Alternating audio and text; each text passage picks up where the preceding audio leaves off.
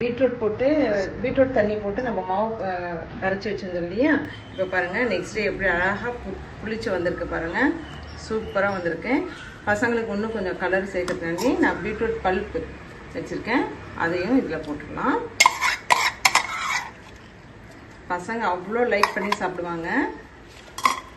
இந்த பீட்ரூட் பல்ப்பையும் இதில் நல்லா மிக்ஸ் பண்ணிவிட்டு நம்ம தோசை வாத்துடலாம்.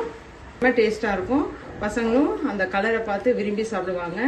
இதை நம்மளுக்கு எப்படி வாக்குறதுங்கிறத நான் காட்டுறேன் பாருங்கள்.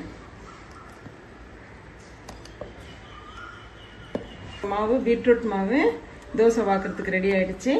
வாங்க வாக்கலாம்.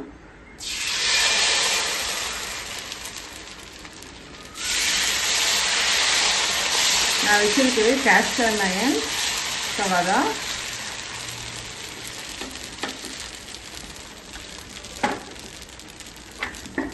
எள்ளு தூவி கொடுப்பேன். எள்ளு வந்து ஒரு நாளைக்கு 1 ஸ்பூனாவது எடுத்துக்கணும், ரொம்ப நல்லது. இதுக்கு கேரட் பீசஸ் வச்சிடும் வெந்துருச்சு. இது என் பசங்களுக்கு வந்து பார்பி தோசைன்னு சொல்லுவாங்க. செம்ம டேஸ்ட்டாக இருக்கும். இது கூட நீங்கள் எந்த சைட் டிஷ் கூட வச்சுக்கலாம். நான் வந்து இன்றைக்கி சாம்பார் தான் வச்சுருக்கேன்.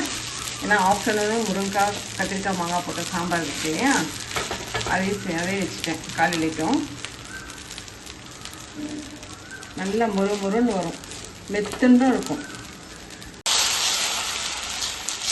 பாருங்க. இன்னொரு தோசை கூட உங்களுக்கு பார்த்து காட்டுறேன். இதில் வந்து நான் வந்து கலோஞ்சி போடுறேன், அதாவது கருஞ்சீரகம். இதுவும் வந்து ரொம்ப நல்லது பாருங்கள், எவ்வளோ அட்ராக்டிவாக இருக்குது பாருங்கள். இதுவும் 1 டேபிள் ஸ்பூன் ஒரு நாளைக்கு சாப்பிடணும். கருஞ்சீரகம் வந்து நபிகள் நாயகம் என்ன சொல்லியிருக்காருன்னா, எல்லா நோய்களுக்கும் ஒரே மருந்துன்னு சொல்லியிருக்காரு.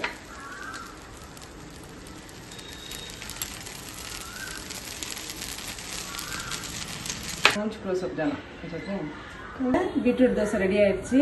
ஒன்று வந்து வெள்ளை எள்ளு போட்ட தோசை, இன்னொன்று வந்து கலோஞ்சி போட்ட தோசை. கலோஞ்சினா கருஞ்சீரகம். நம்ம இந்த சாம்பாரோட வச்சு இன்னைக்கு மார்னிங் பிரேக்ஃபாஸ்ட்டு முடிச்சிடலாம். வாங்க சாப்பிடலாம்.